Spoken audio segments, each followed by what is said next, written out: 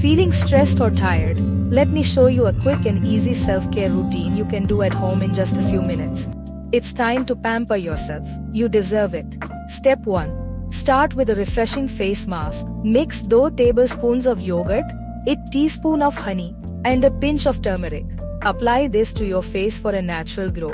Let it sit while you move to the next step. Step 2. Give your hands some love. Soak them in warm water with a few drops of olive oil and some rose petals. This will hydrate your skin and relax your muscles. Step 3. Don't forget your feet. Make a quick scrub using sugar and coconut oil. Gently massage it on your heels and rinse. Soft and smooth feet, just like that. Step 4. While your mask is working its magic, make yourself a cup of herbal tea.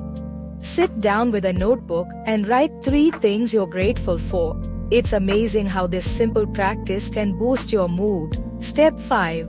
A glowing face after washing off the mask. Finally, wash off the mask, pat your face dry, and apply a moisturizer. Your skin will feel soft, hydrated, and radiant. And there you have it. An easy, relaxing self-care routine you can do anytime.